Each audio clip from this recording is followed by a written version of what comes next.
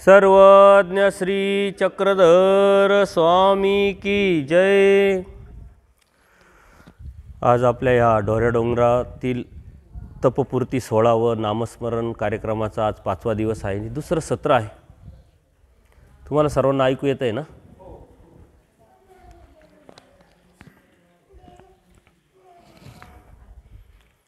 पहिल्या दिवसापासून आपण स्वामी श्री चक्रधर निरूपित तत्वज्ञान आणि ह्या तत्वज्ञानातून आपल्या जीवनाचं महत्त्व, हित, आत्मकल्याण, धर्म, धार्मिकता, मुक्ती कशातून कशी मिळेल आणि देवानी आपल्या शास्त्रातून कशी स्पष्टता केलेली आहे हे पूर्वी प्रकरणातून आपण बघितलं।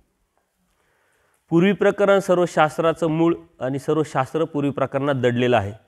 त्याचं आपण मोकळं विवेचन केलं, पारंपरिक सुद्धा आपण त्याचं चिंतन करण्याचा प्रयत्न केला। त्यानंतर स्वामी श्री चक्रधर निरूपित जे तत्वज्ञान आहे, श्रीमद भगवद्गीता कलियुगाची सूत्रपाठ, त्यावरती आलेलं जे तत्व आहे ते आपण अभ्यासतो आहे। परमपूजनीय परमहंत आचार्य श्री तपश्रीराज दादा पंजाबी उर्फ दुधाडे काका यांच्या तपपूर्तीच्या निमित्ताने हा कार्यक्रम आयोजन केला आणि आपल्याला शुभचिंतन, शुभ आशीर्वाद देण्यासाठी आपल्या जीवनातला अनमोल असा वेळ काढून शिवरानिवासी बाबाजी पण आलेले आहे आणि आपण सर्वच आज संभाजीनगरवरून बरीचशी मंडळी आली आहे। त्यांचंही सर्वांनी टाळ्या वाजवून आपण स्वागत करू। त्यानंतर परमेश्वराने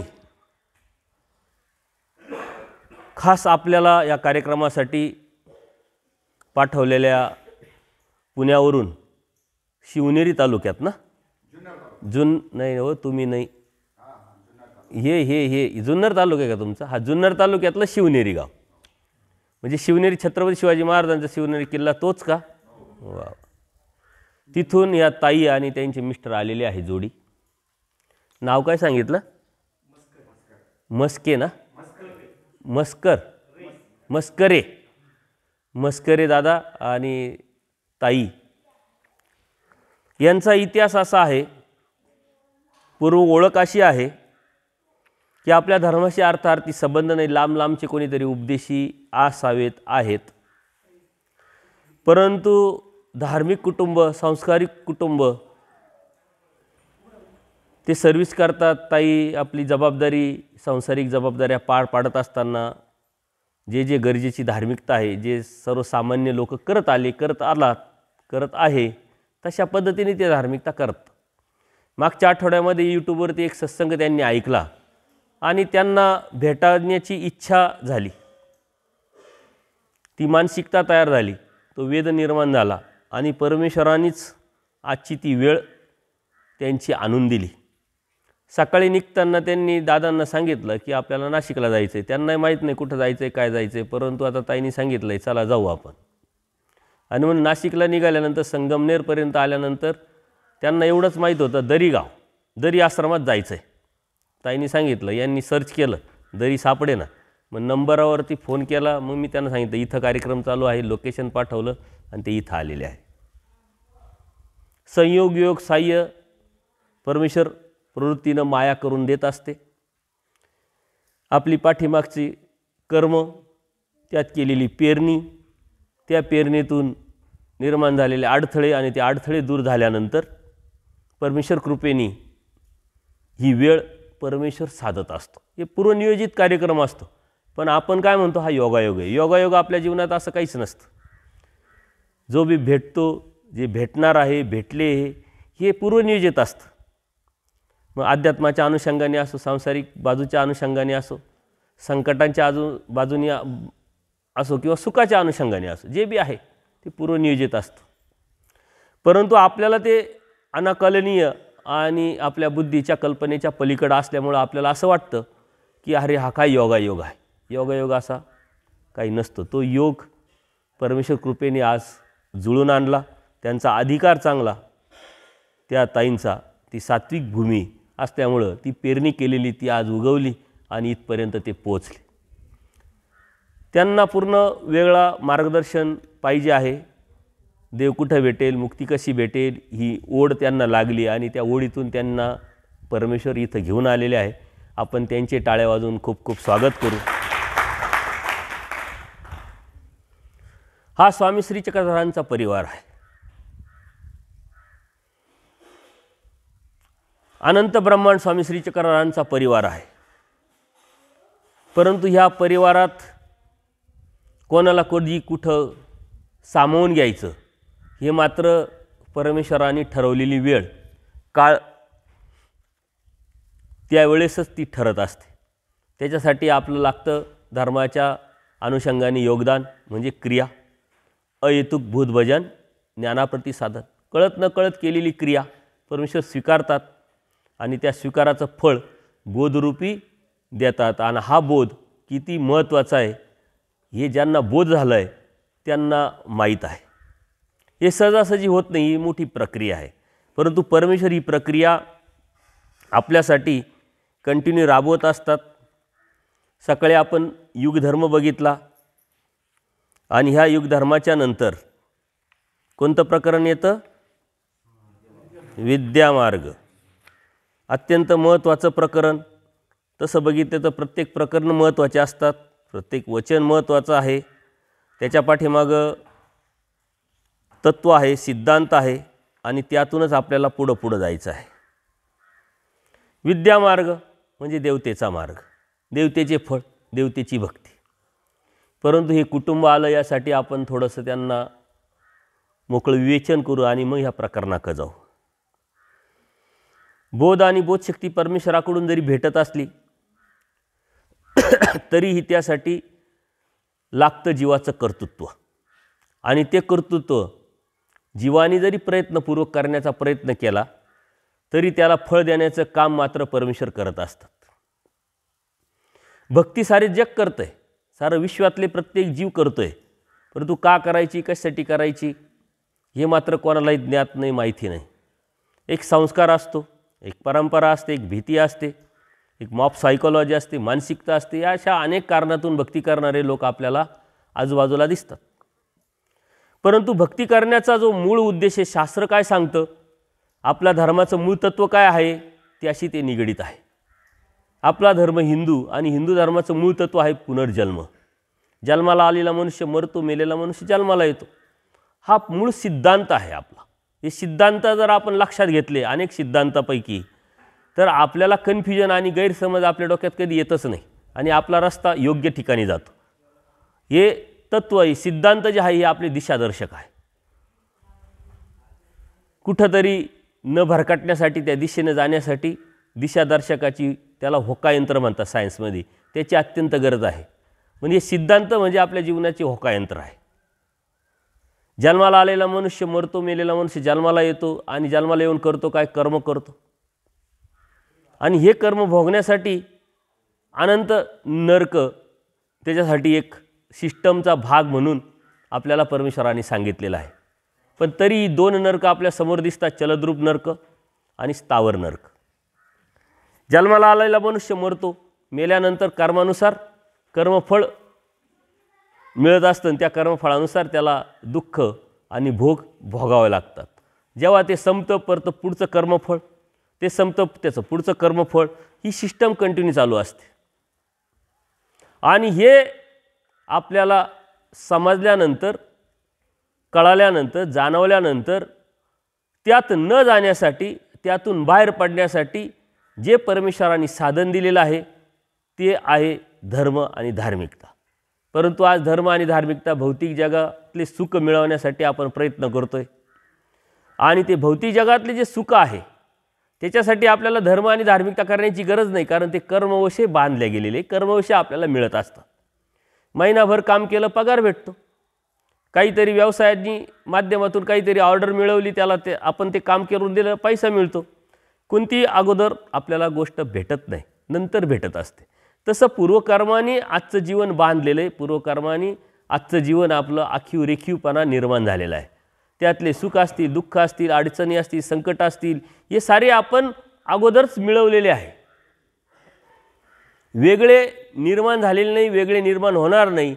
आणि प्रत्येकाचे कर्म वेगळे आणि त्यानुसार प्रत्येकाचा भोग वेगळा, योग्यता वेगळी, अधिकार वेगळा. खूप प्रेम आहे एकामेकावरती म्हणून त्याचं कर्म त्याला आणि याचं कर्म याला असं कधीही होत नसतं. हे सामर्थ्याचं कार्य आहे. माया सामर्थ्याचं एक कार्य अत्यंत सिस्टमॅटिकपणे कोणत्याही प्रकारचं चूक न होता अचूकपणे घडत असतं. जेव्हा महासंहाराच्या नंतर परमेश्वराला या जीवाला आनंद देण्याची प्रवृत्ती होते आणि ते तमातले जीव काढून परत त्या त्या ब्रह्मांडात टाकण्यासाठी आणि त्या त्या कर्मफळात जाण्यासाठी हे मायाचे सामर्थ्य कार्य करत असतं. त्याच्यात थोडी चूक होत नाही. ना कर्मफळ बदलत, ना वेळ बदलत, ना ब्रह्मांड बदलत. त्या त्या ब्रह्मांडातले त्या त्या ब्रह्मांडीत जीव असतात. परमेश्वराने हे जो धर्म आणि तत्व सांगितलेलं आहे हे सारं समजून घेऊन त्यातून बाहेर पडण्याचं एक साधन आहे. आणि प्रत्येक धर्म संप्रदाय याचा विचार करत असतं की मला जन्ममृत्यूचा रोग लागलेला आहे, मला त्यातून बाहेर पडला पाहिजे, मला या दुःखातून बाहेर पडायचे. पण बाहेर पडण्याची जी दरवाजा आहे तो प्रत्येकालाच भेटेल याची अजिबात गॅरंटी नसते. तुमची तळमळ, तुमचा प्रयत्न यापेक्षा तुम्ही केलेलं कर्म हे जर जोडलं, मिळालं, साजत्य झालं तर तो दरवाजा भेटत असतो. आणि अनेक संतांनी यावरती प्रकाश टाकलेला आहे. असं काही नाही का आपल्या तत्त्वज्ञानातच या गोष्टी दिसतात, परंतु आपल्या तत्त्वज्ञानात सिद्धांत दिसतात, अचूकता दिसते, परमेश्वरापर्यंत जाण्याचा मार्ग सापडतो. इतर संप्रदाय असेल, विचार धर्म असेल, इथं मात्र फक्त वैचारिक दृष्टिकोनातून आपल्याला जीवनाचं मर्म सांगण्याचा प्रयत्न केला जातो, परंतु त्यावरचा मार्ग तिथं कुणी सांगत नाही. उपाय सांगितल्या जातात, परंतु ध्येय, टार्गेट, स्पष्टता तिथं सांगितल्या जात नाही. संत ज्ञानेश्वरांनी ज्ञानेश्वरी लिहिली, भगवद्गीतेचा मराठी अनुवाद म्हणून भगवद्गीताच मराठीत त्यांनी समाजाला दिशा दाखवण्यासाठी, समाज जागृती करण्यासाठी लिखाण केलं. त्यातला एक आवडलेला मला सुंदर दृष्टांत मी अनेक ठिकाणी सांगत असतो की पूर्वी गाव असायचं, गावाला तटबंदी असायची आणि एकच दरवाजा असायचा, त्याला आपण वेस म्हणायचं. त्या गावात एक आंधळा मनुष्य असतो, त्याला बाहेर जायचं असतं, कन्फ्युजन असतं, मार्ग सापडत नाही. मग तो एक मार्गदर्शकाची म्हणजे गुरुची गरज त्याला वाटल्यामुळं तो गुरु बनवतो. म्हणजे थोडक्यात ज्ञानयुक्त डोळस असलेल्या व्यक्तीला मार्गदर्शन विचारतो. तो म्हणे अगदी सोपं, ही तटबंदीला पकडत पकडत जा, दरवाजा येईल, तू बाहेर पडशील. तटबंदीला पकडत पकडत येतो, दरवाज्यात आल्यानंतर त्याला या भौतिक जगाची सुखाच्या अभिलाषेपोटी त्याला खाज येते. मान पान, पैसा, अडका, इस्टेट, या जीवनातले भौतिक सुख याला तो बळी पडतो. हात सुटून जातो, पाय चालत राहतात. तो दरवाजा सुटल्यानंतर त्याला परत त्या दरवाज्यात येण्यासाठी त्या तटबंदीला पकडत पकडत यावं लागते. तटबंदी म्हणजे 84 लाख योनी आहे आणि मानव जन्म हा म्हणजे दरवाजा आहे. आपण दरवाजात उभे आहोत, परंतु आपल्याला किती कळतंय, किती समजतंय, त्यावर बाहेर पडण्यासाठी आपला प्रयत्न किती आहे, त्या व्यतिरिक्त आपल्या परमेश्वराची आपल्यावरती कृपा किती आहे. ती कृपा पाठीमागच्या कर्मावरती ठरत जरी असली तरी परमेश्वर अनार्जित दाता असल्यामुळं ती तुमची आर्तता, ती तुमची जाणीव, तो तुमचा प्रयत्न, चतुर्विध दुःख यावरती ही अवलंबून असते. अनार्जित दाता आहे. यदा कदाचित तुम्ही ते जोडलेलंही नसेल, परंतु तुमची ती तळमळ आणि जाणीव असेल आणि त्यामध्ये ती प्रार्थना असेल त्या पद्धतीची, त्या योग्यतेची, त्या अवस्थेची, तर तुम्ही न जोडलेलंही परमेश्वर तुम्हाला देईल आणि त्यातून बाहेर काढेल. म्हणून धर्म आणि धार्मिकता ही फक्त मुक्तीचं एक साधन आहे, जीवन जगण्याचं साधन नाही. मुक्तीचं साधन, आत्मकल्याणाचं साधन म्हणून जो धर्माकडे बघतो, धार्मिकता स्वीकारतो, त्यालाच ती भेटत असते. जगामध्ये अज्ञानापोटी लोक धर्माला एक जीवन जगण्यासाठी, भौतिक सुख प्राप्त करण्यासाठी, दृष्टपर सुख प्राप्त करण्यासाठी वापर करणारे आपणही आहोत आणि अनेक जीव आपल्याला आजूबाजूला दिसतात. तो यातून बाहेर पडण्यासाठी चांगले चांगले धडपडत होते. पूजनीय माईम भट घ्या, आचार्य घ्या, महादाईसा घ्या, त्यांना काही ज्ञान कमी होतं का? 18 पुराण, वेद, शास्त्र, भास्कर शास्त्र, उपनिषद सर्व कोळून पिलेले पूजनीय माईम भट, त्यांच्यामध्ये सुद्धा संभ्रमावस्था होती. सकाळी सामुग्रीवंत अर्जुन देव, त्यांच्या मनामध्ये ही संभ्रमावस्था होती, अज्ञान होतं. परंतु परमेश्वर परमेश्वर जाणीजे, परमेश्वर परमेश्वर पाविजे. सकाळच्या शेवटच्या सत्राच्या शेवटच्या याच्यामध्येच आपलं हे सूत्राचं आपण विवेचन केलं. जोपर्यंत परमेश्वराला जाणवत नाही, दाखवत नाही, बोध देत नाही, तोपर्यंत परमेश्वर कोणालाही कळू शकत नाही. जोपर्यंत परमेश्वराला वाटत नाही की याला न्यायचं आहे, मुक्तीला याची वेळ आली, तोपर्यंत कुणी कितीही कोणताही प्रयत्न केला तरी त्या जीवाचं मुंचन होत नाही. कवने करणे मुंचजना, कशानेच मुंचन होत नाही. कोणत्याच उपायांनी, कोणत्या देवतेच्या भक्तीनं, कोणत्याच साधनाने होऊ शकत नाही. हे सर्वस्वी परमेश्वरावरती अवलंबून असतं आणि परमेश्वर प्राप्त करण्यासाठी आपल्या संस्कारावरती आणि आपल्या क्रियेवरती त्या गोष्टी अवलंबून असतात.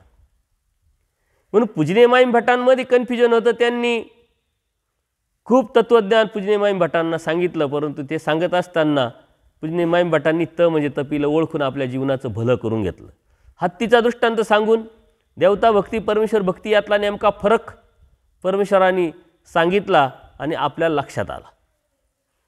कर्मराटीच्या अनुषंगाने आंधळे लोक हत्ती बघायला जातात. कोणी शेपटीला हात लावतं, कोणी पायाला हात लावतं, कोणी सोंडेला हात लावतं, कोणी कानाला हात लावतं, कोणी पाठीला, कोणी पोटाला हात लावतं आणि त्या अनुषंगाने अनुमान करून त्यांनी हत्तीची आकृती आपल्या मनामध्ये निर्माण केली.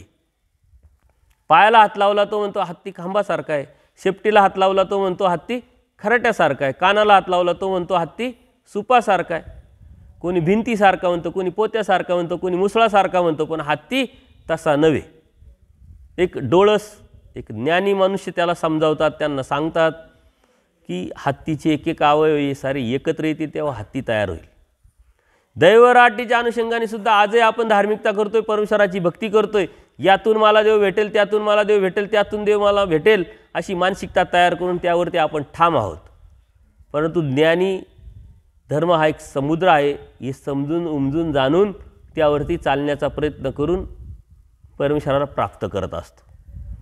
माईम भटांमध्ये कन्फ्युजन होतं, अर्जुन देवामध्ये कन्फ्युजन होतं, ते परमेश्वराने काढलं. आपलंही कन्फ्युजन, आपलाही गैरसमज, आपलंही अज्ञान देवानेच काढलेलं आहे.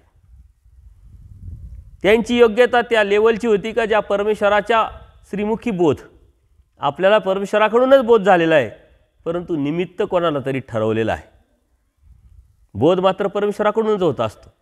त्यांना काय आणि आपल्याला काय आणि नंतरच्या जीवांना काय, बोध हा परमेश्वराकडूनच होत असतो, परंतु कोणाला तरी निमित्त करून, कारण तेवढी योग्यता तेवढी पात्रता आपण केलेली नसते. आपल्या भक्तीचा उद्देश स्पष्ट असला पाहिजे. मी तुम्हाला सकाळी सांगितलं आणि प्रत्येक सत्रामध्ये सांगण्याचा प्रयत्न करतोय. ती स्पष्टता, ते ध्येय आपल्या नजरेसमोर जर असेल तर आपण योग्य ठिकाणी पोचतो. आज आपण सायन्सचा खूप वापर करतोय. बघा, हे लोक कधी ह्या ठिकाणी आले नाही. एक मोबाईलचा फोन, लोकेशन पाठवलं, लोकेशननी डायरेक्ट गाडीची इथं आणली. परमेश्वराने सुद्धा आपल्याला लोकेशन पाठवलेलं आहे. नाम हे आपलं लोकेशनच आहे, परंतु कोणत्या नामाच्या लोकेशनवरती कुठं जायचं हेच आपल्याला कळत नाही.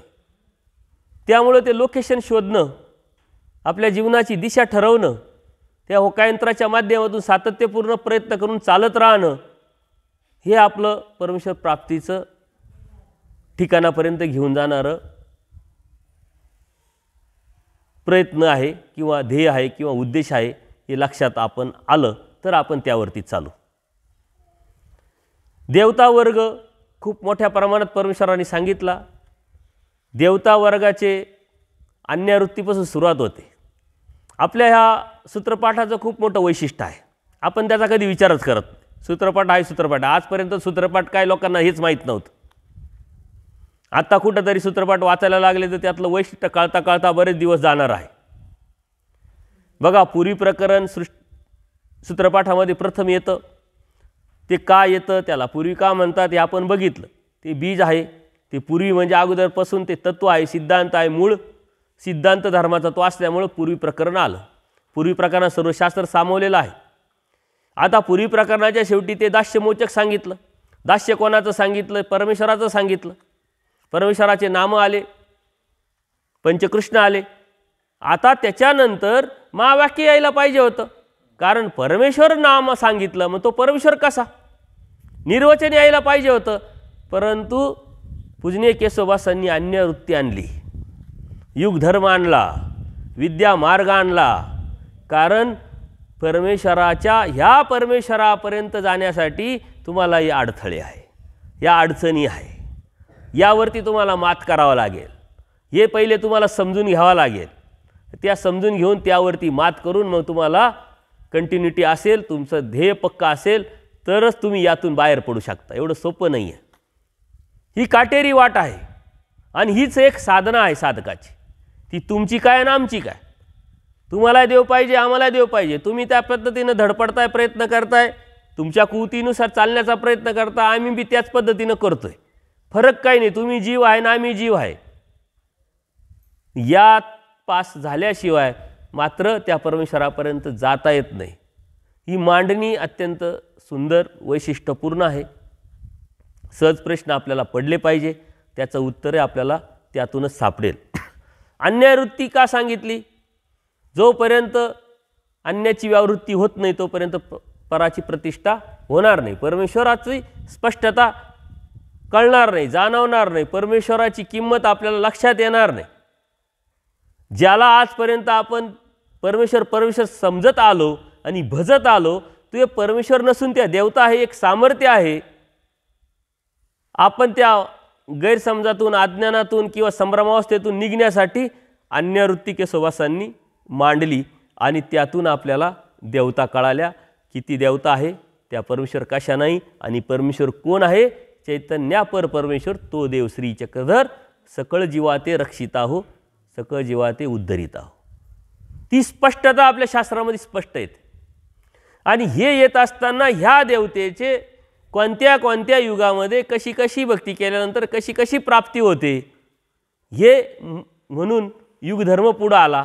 आणि ही प्राप्ती आता कोणत्या देवतेची कशा आहे, कशा पद्धतीच्या आहे, ह्या विद्यामार्गात येतात. आता विद्यामार्गाच्या माध्यमातूनच आपल्याला देवतेची संख्या कळते. 81 कोटी 1.25 लक्ष 10 देवता ही ब्रह्मांडाची, आणि अशी अनंत ब्रह्मांड, अशा अनंत देवता.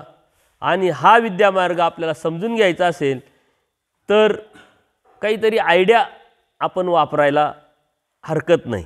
धर्म समजून घेण्यासाठी तुम्ही तुमच्या बुद्धीच्या कुवतीनुसार काही स्फुरत असेल तर तुम्ही त्या आयडिया वापरू शकता. कोणतीही गोष्ट समजून घ्यायची असेल, जाणून घ्यायची असेल तर चौकटीच्या बाहेर पडल्याशिवाय ती तुम्हाला कळत नाही, कळणार नाही. आपण चौकटीत बांधून घेतलेलं आहे, म्हणून त्यातलं जे मर्म आहे, तोतलं हेतू आहे, जे आपल्याला कळत नाही. आणि म्हणून आपल्यामध्ये कंटिन्यू संभ्रमावस्था असते. 20 वर्षे 40 वर्षे धार्मिकता करत असताना संभ्रमावस्थेत आपण राहतो. याचा अर्थ काय? आपण चौकटीत बांधून घेतलंय. वास्तविक चौकटीच्या बाहेरचा परमेश्वर, विशिष्ट चौकटीत परमेश्वराला बांधता येणार नाही, विशिष्ट संप्रदायात बांधता येणार नाही, विशिष्ट धर्मात परमेश्वराला बांधता येणार नाही. धर्माव्यतिरिक्त कोण आहे? तो परमेश्वर आहे, तो नित्यमुक्त आहे, त्याला विशिष्ट चौकटीत नाही बांधता येणार. म्हणून त्या चौकटीच्या बाहेरचा जो परमेश्वर आहे तो समजून घेण्यासाठी आपल्याला सुद्धा चौकट कधीतरी भेदावं लागते, बाहेर पडावं लागतं. आणि म्हणून या आपल्या बुद्धीच्या कुवतीनुसार या गोष्टी आपण जाणून समजून घेऊ शकतो. विद्यामार्ग, ह्या विद्यामार्गामध्ये गेल्यानंतर आपल्याला साऱ्या देवतेची ओळख होते, त्यांच्या विद्या कळतात, त्यांचे गट कळतात, त्यांच्या मळांचे नावं कळतात, त्यांच्या प्राप्तीचे मळ जे आहे ते आपल्याला कळतात. हे सारं आपल्याला स्पष्ट होतं आहे. पण आपल्याला ही भक्ती करायची नाही, देवता भक्ती तर आपण करत नाही. मग तरी का समजून घ्यायचं, का जाणून घ्यायचं, कशासाठी वेळ घालवायचा, कशाला एनर्जी वेस्ट करायची. परंतु हे जोपर्यंत कळत नाही तोपर्यंत परमेश्वराची स्पष्टता आपल्या नजरेसमोर येणार नाही. यातून बाहेर पडण्यासाठी आपल्याला समजून घ्यायचं. एखादी गोष्ट झाकून ठेवली तर त्याविषयी तुम्हाला सतत आकर्षण राहील की याच्यामध्ये काय आहे, याच्या खाली काय आहे. पण एकदा का ते ओपन केलं आणि यात नेमकं काय आहे हे कळालं का त्यातलं जे आकर्षण आहे ते आपोआपच आपल्या मनातून, आपल्या हृदयातून, आपल्या बुद्धीतून निघून जातं. म्हणून परमेश्वराने आपल्या तत्त्वज्ञानामध्ये देवता वर्ग पूर्णपणे मोकळा, एकदम व्यवस्थितपणे त्या देवतेच्या संख्या, त्यांची स्वरूप मर्यादा, त्यांच्याकडे असलेले पंचप्रकार, त्यात असलेली झालेली वाढ, त्यांचे अवतार, त्यांचं कार्य, त्यांनी केलेली भक्ती, त्यांची भक्तीतून मिळणारं फळ, ते किती वर्षाचं, किती, आणि परत च्युती हा दोष, परत जन्मवृत्तीचा फेरा, हे सर्व आणि सर्व मोकळ्यापणाने सांगितलं. जर यदा कधी हे सांगितलं नसतं तर आपल्याला आकर्षण तेव्हा होतं मूळ सृष्टीमध्ये देवतेविषयी. आणि आजही राहिलं असतं आपण परमेश्वराची एकनिष्ठ भक्ती अनन्य भक्ती करू शकलो नसतो. आज इतकी स्पष्टता आहे, शास्त्रामध्ये एवढी पारदर्शकता आहे, एवढं तत्त्वज्ञान टोकाचं आपल्याला परमेश्वराने सांगितलेलं आहे, तरीही आपण परमेश्वराची भक्ती करतोय का, अनन्य भावे आपली भक्ती आहे का, एकनिष्ठ भक्ती आहे का, हा संशोधनाचा विषय आहे. कारण आपल्या हृदयामध्ये, आपल्या शरीरामध्ये, आपल्या मनामध्ये देवतेचं अधिष्ठान, आपल्या शरीरामध्ये देवतेच्या पिंडस्था, मळ याच्या माध्यमातून देवता सतत आपल्या आजूबाजूला कार्यरत आहे. त्यांचा प्रभाव तोडून परमेश्वराच्या तत्त्वज्ञानाचा प्रभाव घेऊन त्यावरती चालणं हे सर्वात मोठं आव्हान आहे. आयऱ्या गायऱ्याचं काम नाही, कोणाचंही कामच नाही. इथं येईल तो परमेश्वराकडूनच येईल आणि इथून जाईल तो त्याच्या अप्रयत्नाने जाईल. कारण परमेश्वराने सृष्टी का निर्माण केलेली आहे? फक्त आणि फक्त जीवाचा उद्धार करण्यासाठी, जीवाला आनंद देण्यासाठी. त्याच्यासाठीच परमेश्वराने सृष्टी निर्माण करून देवतेला कामाला लावलं, स्वतः अवतार घेतला. दुसरा सिद्धांत आपल्या धर्माचा काय? सृष्टीमध्ये परमेश्वर अवतरती, परमेश्वर अवतार घेतात. अवतरणं म्हणजे काय? आपल्याला बोधरूपाने कळणं, समजणं, जाणवणं. निराकार असलेला साकार होतो, परंतु अवतरत नाही. अवतरणं म्हणजे आपल्या बोधाशी वाचक आहे, आपल्याला समजणं, आपल्याला करणं. आणि ते अवतरणं हे आपल्या बोधाशी निगडीत असल्यामुळं त्या सन्निधानाशी निगडीत आहे. त्या सन्निधानातलं दास्य, त्या सन्निधानातलं स्मरण, त्या सन्निधानातली क्रिया आपल्याला परमेश्वरापर्यंत घेऊन जात असते. या गोष्टी आपण समजून जर घेतल्या तर खूप अवघड नाही आहे, पण न समजल्यामुळं आपल्याला ते अवघड वाटतात, कठीण वाटतात. आणि म्हणून त्याच्यापासून सुरक्षित अंतर ठेवून आपण धार्मिकता करण्याचा प्रयत्न करत असतो. परंतु त्यात आपलं नुकसान आहे, धर्माचं नुकसान नाही, परमेश्वराचं नुकसान नाही. म्हणून आपल्यासाठी धर्म, आपल्यासाठी परमेश्वर, आपल्यासाठी सृष्टी आणि आपल्यासाठी जर बोध आहे तर ते सर्व समजून घेण्याचा अधिकार, कर्तव्य आपलंच आहे, अधिकारही आपलाच आहे. म्हणून आपण या गोष्टी समजून घेतल्या पाहिजे. जास्त वेळ न घेता विद्यामार्गाकडे जाऊ आपण. आणि हे अत्यंत खोलात न जाता आपण वरवर फक्त शब्दाशा त्याचा अर्थ समजून घेतोय, जाणून घेतोय. ज्या पद्धतीनं आपण युगधर्म समजून घेतला, अन्यावृत्ती समजून घेतली, त्या पद्धतीनं हे विद्यामार्ग पण आपण समजून घेतोय. आत्ताच छत्रपती संभाजीनगरमध्ये श्रीकृष्ण मंदिर ट्रस्ट बजाजनगर येथे देवता वर्गावरती आपलं मोकळं विवेचन झालं, सत्संग झाले. ते सत्संग तुम्ही ऐकले असतील, ऐकले नसतील तर ऐका. या देवता वर्ग जेव्हा तुम्ही समजून घेता त्याच्यामध्ये मग अन्यवृत्ती आली, युगधर्म आलं, विद्यामार्ग आला. आणि आपल्या धर्मामध्ये किंवा या सृष्टीमध्ये देवतेचं काय अस्तित्व आहे, देवतेचं कार्य काय आहे, आपल्या जीवनातलं इंटरफेअर जो आहे देवतेचा तो कोणत्या पद्धतीचा आहे, हे एकदा आपल्याला कळालं का त्यापासून आपोआपच तुटतो. आणि ते तुटणं म्हणजे साधना. खूप अवघड विषय नाही. म्हणून देवता वर्ग जसं जीव पदार्थ जीवाला कळणं गरजेचं आहे. आपलं स्ट्रक्चर काय, आपण आलो कुठून, कशासाठी आलो, करतोय काय, काय केल्याने आपल्याला काय भेटणार आहे, त्यासारखंच देवता वर्ग आहे. आणि देवता वर्ग आपण त्या पद्धतीनं समजून घेतला तर आपोआपच या गोष्टी होतील. छत्रपती संभाजीनगरचे सर्व सद्भक्त आलेले आहे आणि त्यांनी हे सत्संग ऐकलेले असल्यामुळं त्यांच्यासाठी हा विषय लगेच लक्षात येईल असे मला वाटते. आपण बघू आता पुढे जाऊन. तर विद्यामार्गातलं पहिलं सूत्र आहे एक विद्या. आता विद्यामार्गातले जे गट आहे देवतेचे हे आपण आपल्याला समजून घ्यायचे असेल आणि ह्या समजून घेण्याच्यासाठी आपण ही जी अन्यवृत्ती ती उलटी जर केली, उलटी करायची. अन्यवृत्ती उलटी करणं म्हणजे काय?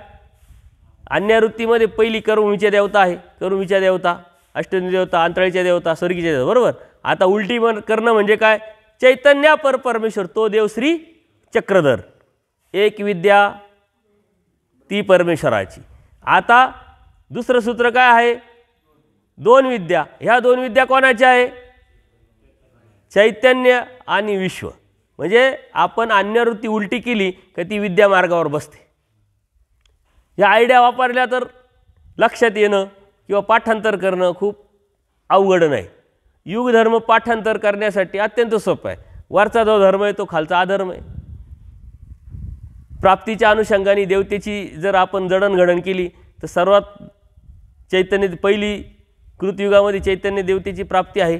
त्याच्यानंतर त्या देवतेच्या कोणत्या थव्याच्या प्रकारे प्राप्ती आहे हे आपण बघितलं तर अगदी सोपं होऊन जातो. पण आपण आयडिया करत नाही. आपण काय करतो? रट्टा मारतो. आपण शाळेतही तेच केलं. तोच संस्कार आपल्यावर आहे. पाठांतर करतो आणि ऐन वेळेस पेपरला बसल्यानंतर पाठांतरच विसरून जातो. बोलण्यासाठी भाषण पाठ करून येतो आणि सारी लोक बघितल्यानंतर विसरून जातो. अशीच आपली गडबड होती. परमेश्वर काय म्हणतात, स्वभावत झालं पाहिजे, स्वभावत केलं पाहिजे, स्वभावत करता आलं पाहिजे. स्वभावत म्हणजे काय, नॅचरल, नैसर्गिकरित्या. आणि हे कधी होईल, जेव्हा त्यातलं मर्म तुम्ही समजून घ्याल. एकदा मर्म समजलं की आपल्याला रट्टा मारायची गरज नाही, पाठांतर करायची गरज नाही. ते आपोआप पाठ होईल, कारण ते आपल्या पाठी राहील, आपल्याबरोबर राहील, म्हणून ते आपोआप पाठ होईल.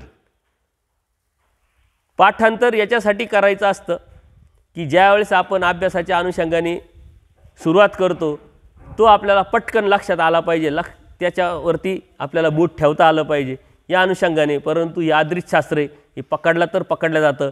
आपलं काय होतं, पुढं चालतो पाठांतर करत, पाठीमागचं सपाट होत राहतं. त्याच्यापेक्षा जर समजून घेतला विषय, धर्म हा समजून घेण्याचा विषय आहे. देवानी तत्त्वज्ञान सांगितलं नाही आपल्याला, तत्त्वज्ञान समजून सांगितलं. हे लक्षात घ्या. देवानी दृष्टांत सांगितले म्हणजे समजून सांगितलं. पूजनीय माईम भटांना समजून सांगितलं की अरे बाळा, असं नाही, जीवाला स्वतः ज्ञान संभवत नाही. तू जे म्हणतोय कर्माने परमेश्वर प्राप्ती होते, असं काही नाही आहे. कर्माचा सिद्धांत खोडला. एका परमेश्वराशिवाय तर प्राप्ती होत नाही. मग तो परमेश्वर कसा आहे, काय आहे, बघ, असं आहे. ते दास्य मोचे के म्हणते परमेश्वर कोण. हे परमेश्वराने हत्तीचा दृष्टांत असेल, सुरीचा दृष्टांत असेल किंवा अनेक दाखले देऊन परमेश्वराने जे समजवलं आहे, तत्त्वज्ञान सांगितलं का नाही. आपण सुद्धा तत्त्वज्ञान समजून घ्यायचं आहे, नुसतं ऐकायचं नाही. कोणाला सांगायचं आहे तर समजावायचं आहे, नुसतं सांगायचं नाही. आपण नुसतं सांगतो, नुसतं ऐकतो, म्हणून आपल्याला प्रॉब्लेम निर्माण होतात. तर ही जर आयडिया वापरली तर अत्यंत सोपी आणि तुम्हाला आता ते लक्षात आलं. आणि अजून एक आयडिया मी संभाजीनगरला सांगितली होती, ती आता पुढे जाऊन आपण ऐकू. तर विद्यामार्ग जो आहे, एक विद्या ती कोणाची विद्या, परमेश्वराची. दोन विद्या ते कोणाची विद्या, आठ विद्या ती कोणाची विद्या, अष्टभैरव. उलटं केलं ना, आता आपल्या लक्षात आलं आता, आहे की नाही. चैतन्य देवता, त्याच्यानंतर विश्वदेवता, त्याच्यानंतर अष्टभैरव देवता. या आठ विद्या अष्टभैरवाच्या. 1,00,000 कोटी विद्या, शिराब्दी आणि 2 थोवे येतील त्याच्यामध्ये, आणि 72 कोटी विद्या. त्या संख्येवरती घ्या आता तुम्ही. त्याच्यामध्ये 2 थोवे कोणते, अष्टभैरवाच्या खालचे कोणते 2 थोवे, कैलास वैकुंठ आणि शिराब्दी. आला का लक्षात, शिराब्दी आणि कैलास वैकुंठ. याच्यामध्ये त्या 2 देवतेची संख्या किती येते, 1,00,000 कोटी विद्या. 1,00,000 कोटी, आहे की नाही. 1,00,000 कोणाची संख्या आहे, का कैलास वैकुंठाची. बरोबर, निश्चयात्मक उत्तर पाहिजे. 72 कोटी विद्या. आता 72 कोटी विद्या ज्या आहे त्या कोणाच्या आहे, त्या एका देवतेच्या थोडी आहे. मग खालचे 4, कर्मभूमीपासून, कर्मभूमी, अष्टदेवनी, अंतराळ आणि झालं का नाही उलटं. आता याचं गणित मी संभाजीनगरला सांगितलं होतं. याचे जे गट होते त्या गटाचं सूत्र मी सांगितलं होतं. कोण सांगू शकेल, जाधव साहेब, रवी. 4 2 1 2 सांगितलं होतं की नाही. मग आता हे 4 कोणते, आता पुढे येतील ते गट आहे ना. आपण थोवे बघितले अन्यवृत्तीमध्ये, पण गट पण बघायचे. गट किती, देवतेचे 4च आहे. आणि त्या गटावाईज देवता एकत्र आलेले आहे. पहिल्या 4 देवतेचा एक गट आहे, दुसऱ्या 2 देवतेचा एक गट आहे, तिसऱ्या एकाच देवतेचा एक गट आहे, आणि परत चौथा 2 देवतेचा एक गट आहे. तोच आता आपण बघितला ना, 1 विद्या, 2 विद्या, 8 विद्या, 1,00,000 कोटी विद्या, 72 कोटी विद्या. हे गटाच्या माध्यमातून आपण उलटं केलं, लक्षात आलं असेल तुम्हाला. मी तिथं सांगितलं होतं. आता त्या गटांचे नावं काय सांगता येईल, ते सरळ सांगता आलं पाहिजे. असं 98 99 शाक्ते 96. म्हणजे 98 कोणता गट, मग हा 4 देवतेचा गट, मग 4 देवता, मग 4 2 1 2.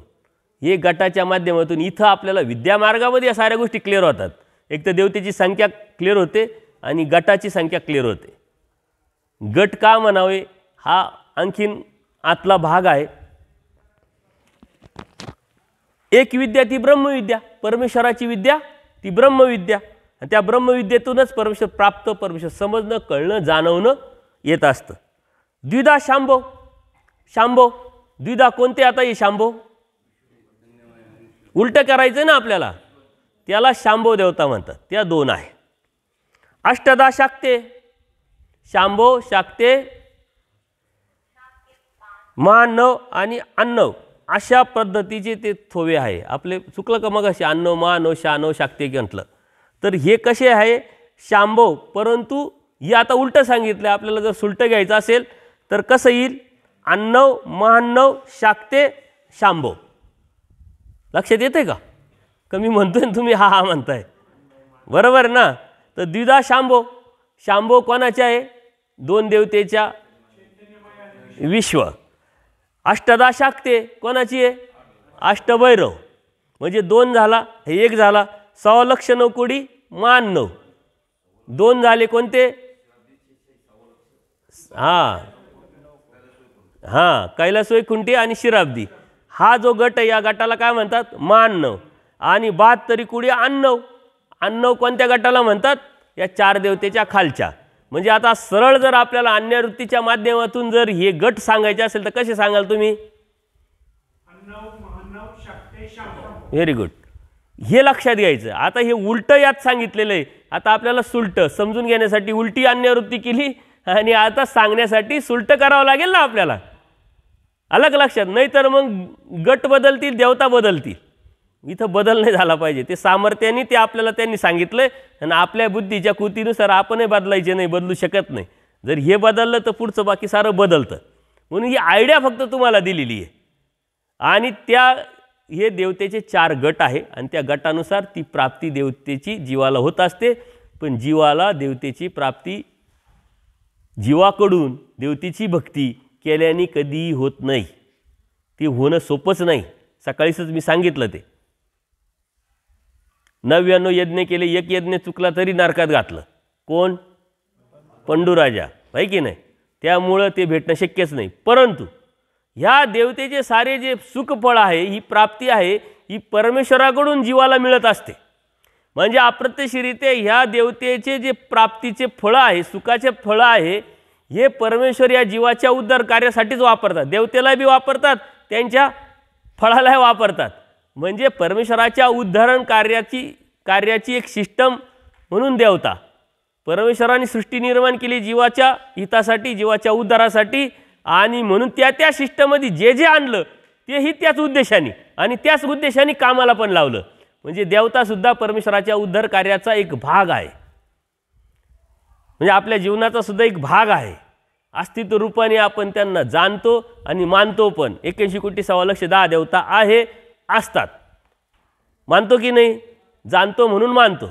आता त्यांची का भक्ती करत नाही तर आपल्याला पाहिजे मुक्ती आणि ते आता अगोदरच बंधनात असल्यामुळे तेच मुक्त नाही आहे तर आपल्याला ते मुक्ती कशा देणार म्हणून आपण त्यांची भक्ती करत नाही. हे विषय आपल्याला व्यवस्थित समजावता आले पाहिजे आणि आपल्याला समजले पाहिजे. आपण विनाकारण लोकांना काय म्हणतो नाही आम्ही याची भक्ती करत नाही यांना मानत नाही यांना जाणत नाही. हे अत्यंत चुकीचं आहे. याच्यामुळं दरी पडते आणि हे दररोजचे अनुभव आहे. 8 दिवसापूर्वी दरी आश्रमात एक व्यक्ती आली उपदेशी होती. ती इगतपुरी तालुक्यातलीच होती. त्या दिवशी मी सांगितलं होतं कोणाला तरी. त्यांच्याबरोबर त्यांचे एक मित्र आले. ते 10 वर्षाचे संबंधी आहे मित्र आहे. आता हे उपदेशी असल्यामुळे डायरेक्ट आतमध्ये आले. आज सोळे केले मला दंडोर घातला देवपूजा करायला लागले. त्यांचे मित्र बाहेरच उभे. म्हटलं हे तुमच्याबरोबर आले का म्हणे हो. म्हटलं त्यांना आत बोलवा. मग यांनी आवाज दिला ते पण आत आले. ते आत आले त्यांनी फक्त असं केलं.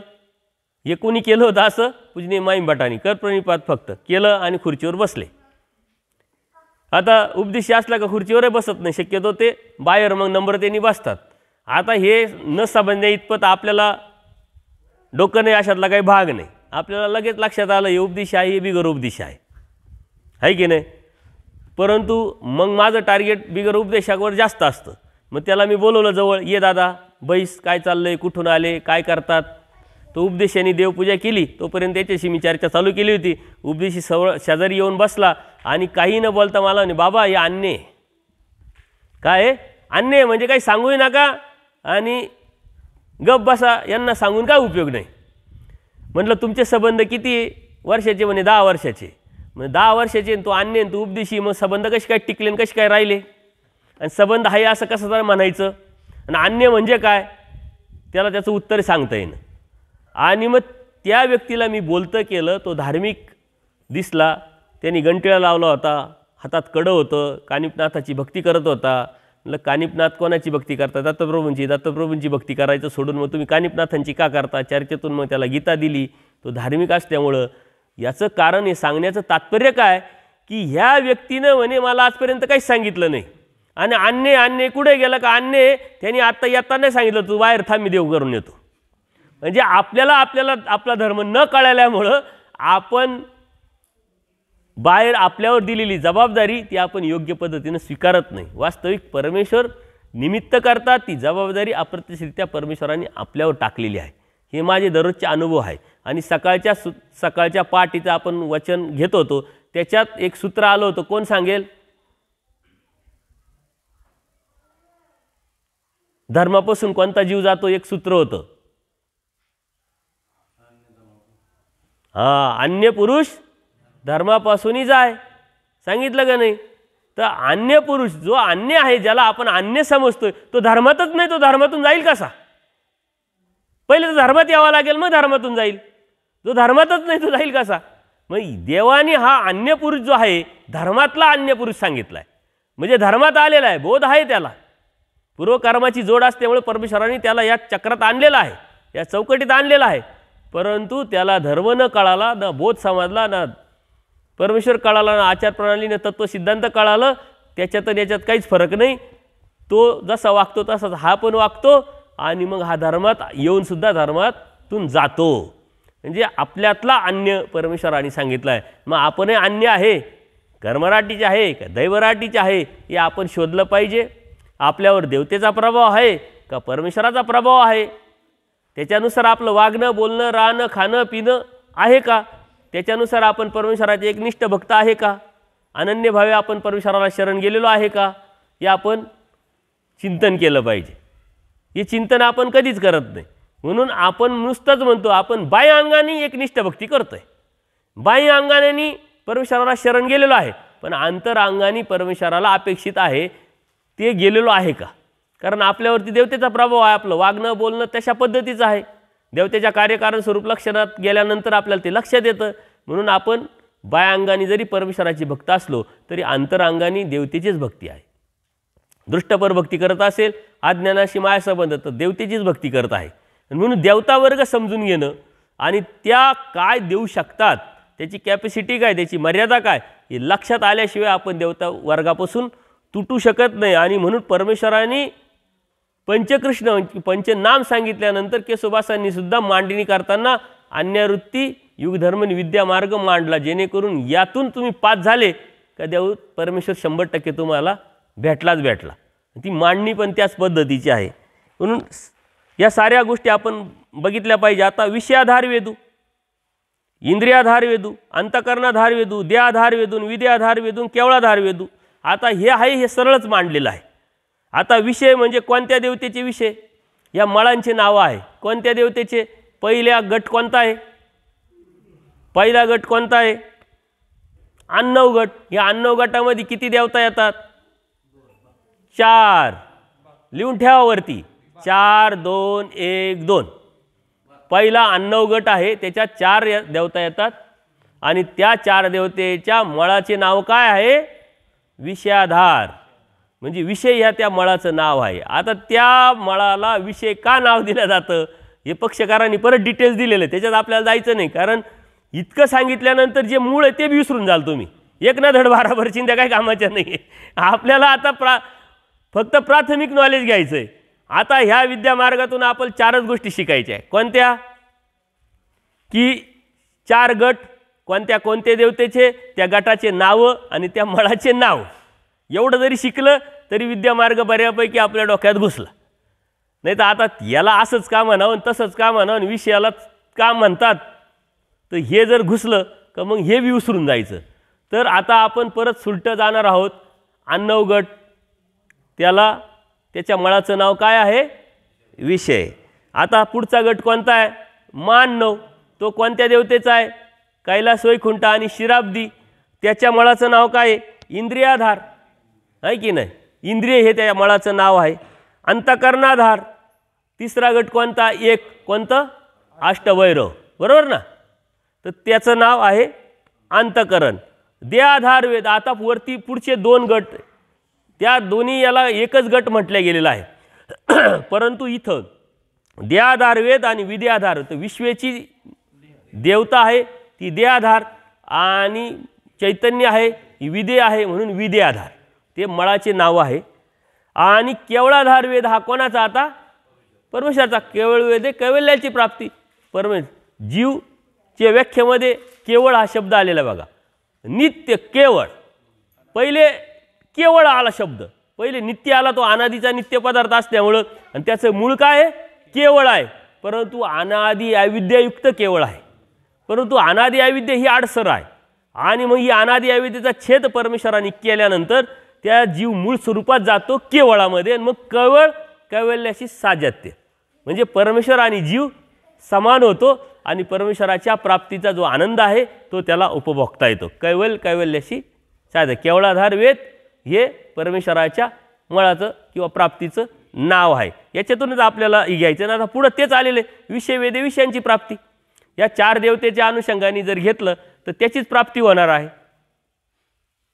इंद्रिय वेद इंद्रियाची प्राप्ती, अंतकरण वेदे अंतकरणाची प्राप्ती, देह वेदे देहाची प्राप्ती, आणि विदे वेदे विद्याची प्राप्ती, कैवल्य वेदे कैवल्याची प्राप्ती. ज्याची ज्याची आपण वेद म्हणजे काय? आवडी भक्ती, त्याचं आपण जे जे करणार आहे ते तेच प्राप्त होणार आहे. सकाळच्या सत्रामध्ये आपण युगधर्म बघताना शेवटचं सूत्र सांगितलं होतं.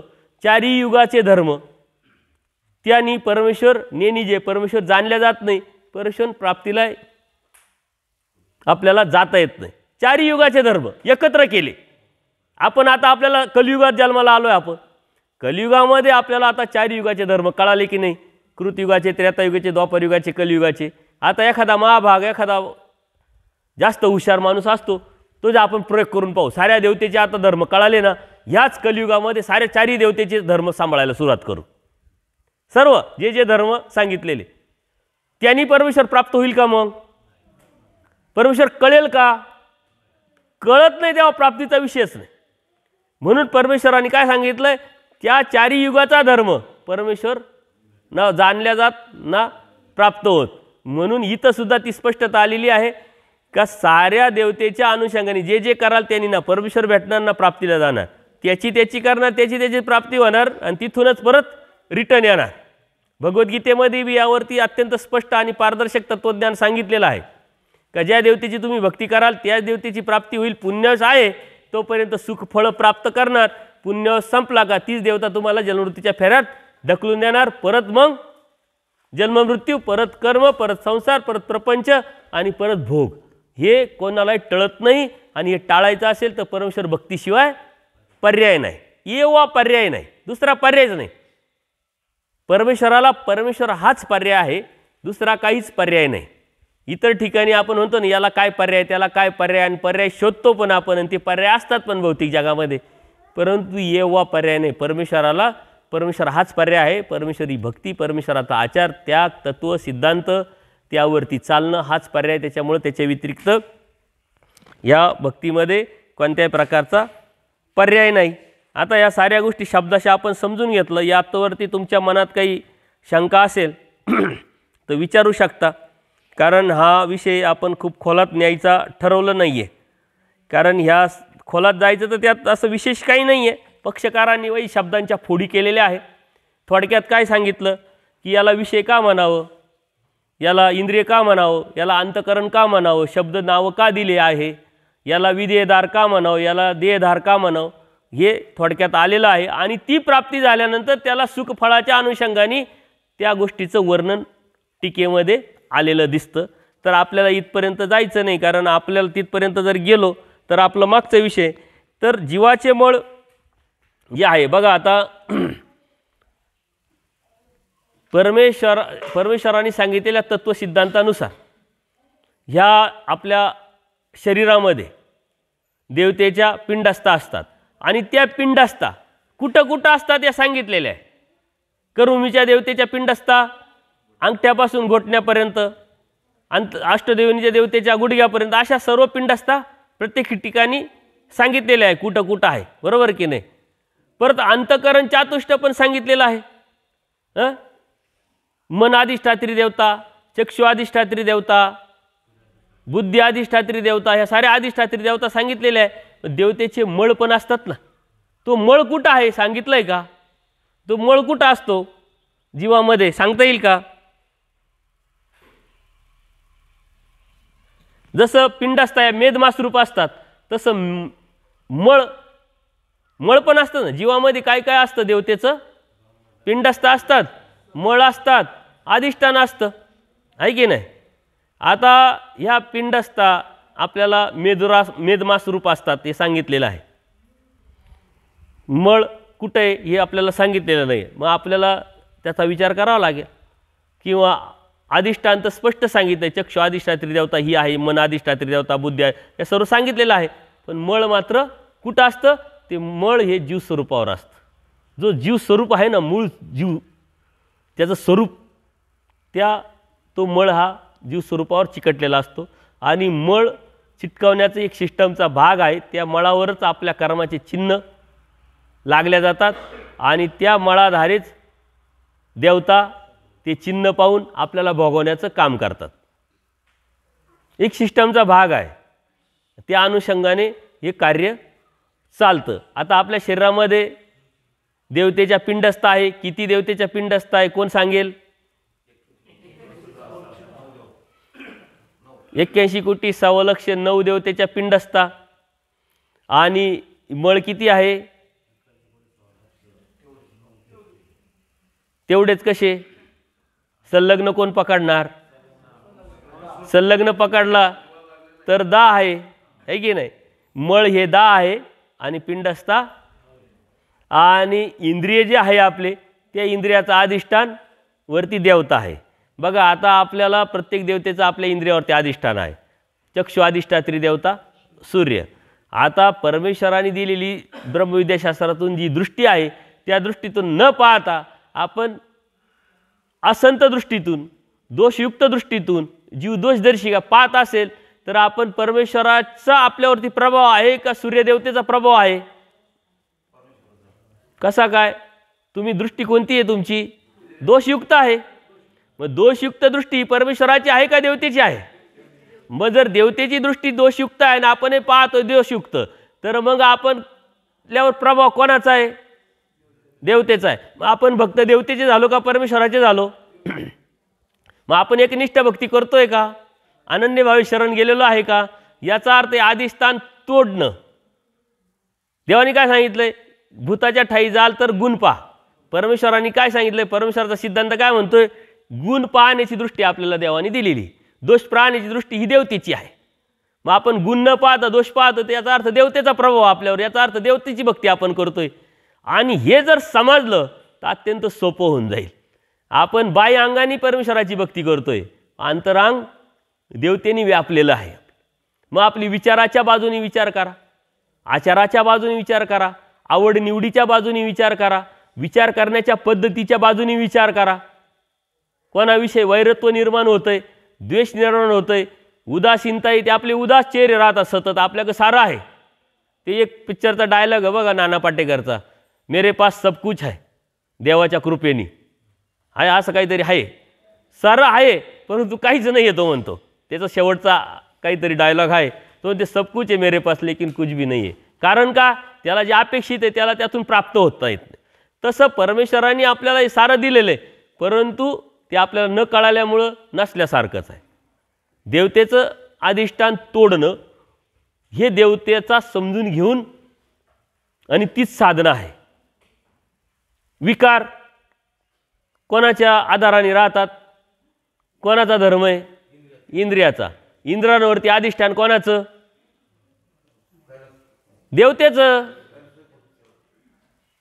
विकार इंद्रियाच्या आधाराने, इंद्रियावरती अधिष्ठान देवतेचं. आणि आपण तर मिनटाला विकरत राहतो. देवतेचा प्रभाव का परमेश्वराचा प्रभाव? देवतेची भक्ती का परमेश्वराची भक्ती? पुढं पदार्थ आला तरी आपल्याला लगेच कळतं हा पदार्थ आपल्या आवडीचा नाही आहे. देवाने सांगितलं आवड निवड नसावी. आपल्याला आवडीची भाजी असेल तर आपण एक चपाती जास्त खातो. देवतेची भक्ती करतो का परमेश्वराची भक्ती करतो? मग आपण एकनिष्ठ भक्त आहे का? शोधा म्हणजे सापडेल. एकनिष्ठ भक्त होणं एवढं सोपं आहे का?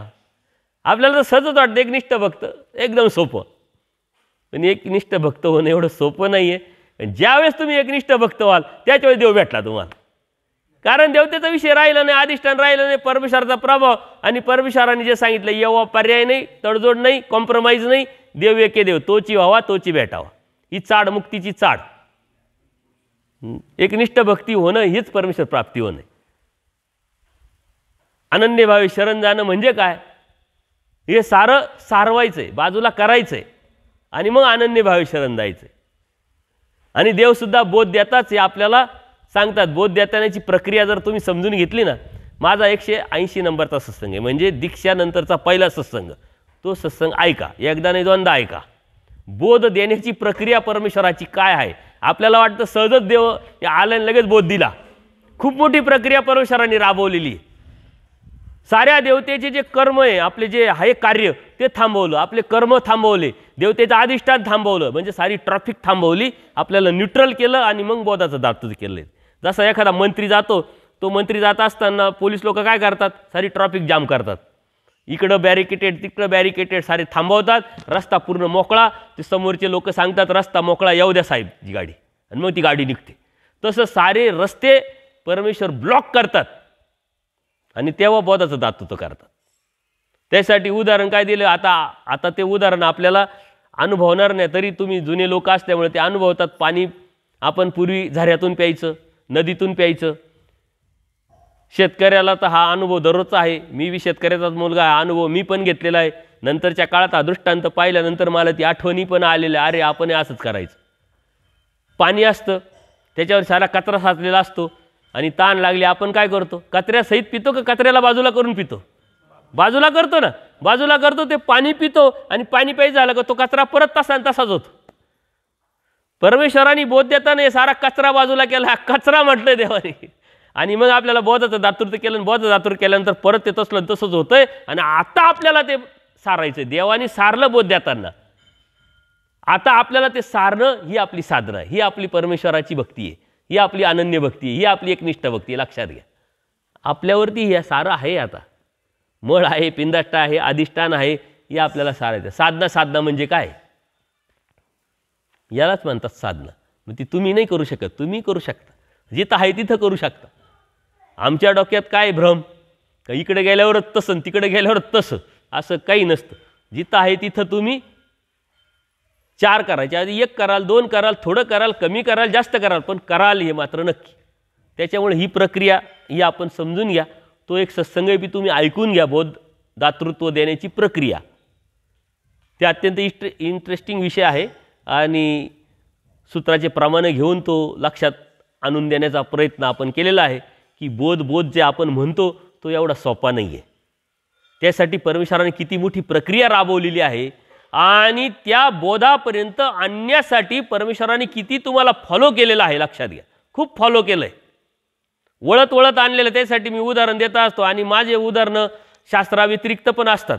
जसं एखादा गुराखी असतो बघा, तो गुराखी दिवसभर गाई चारतो, पण गाई चारण्याच्या पाठीमागे त्या गाई चरत असतात, जिथं गवत आहे तिथं खात असतात. त्याच्या पाठीमागे त्या गुराख्याची राहण्याची गरज आहे का?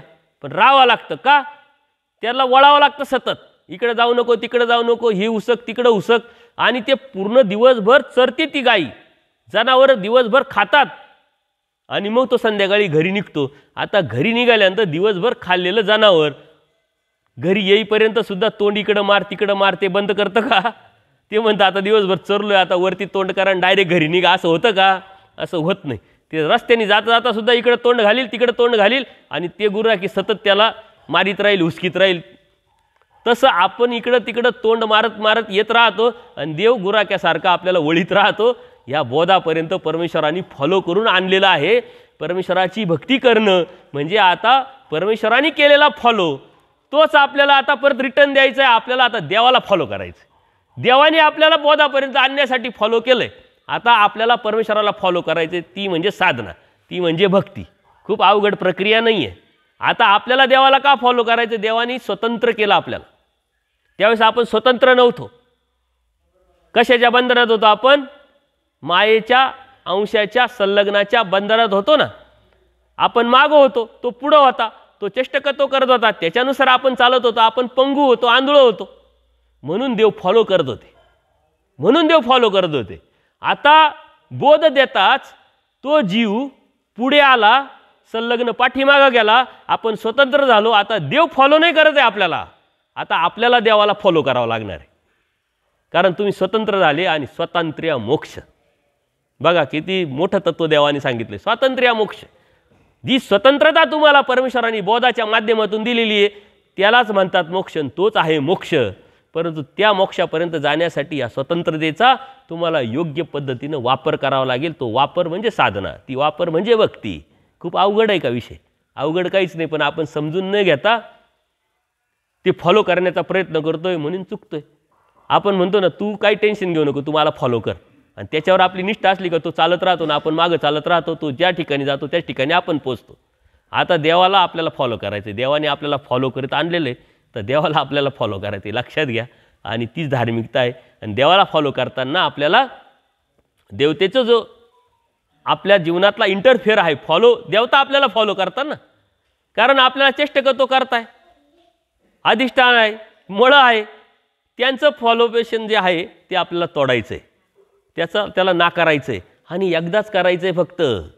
ही बी परमेश्वराची कृपा आहे. देवता फक्त जीवाला एकदाच विघ्न आणतात, ते एकदा नाही म्हणायचं राहतं, ती देवता परत आपल्या वाट्याला जात नाही, कारण आपण मोठ्याचं झालो हे तिला त्रिकाळ ज्ञान असतं, जाणीव असते. ती एकदाच प्रयत्न करते, परंतु ती एकदा म्हणण्याची ताकद आहे आपल्या बुद्धीमध्ये निर्माण करणं. हा बोधवंताचं लक्षण आहे. निश्चयात्मक बुद्धी हे बोधवंताचं लक्षण आहे.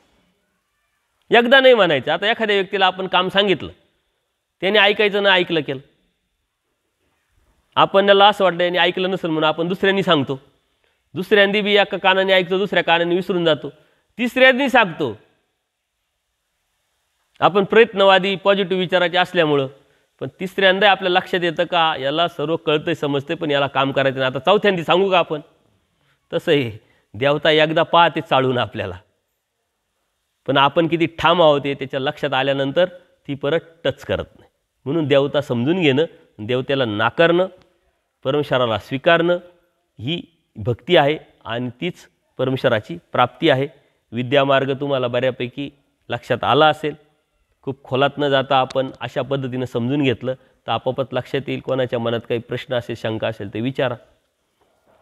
सर्वज्ञ श्री चक्रधर स्वामी की दंडवत हो.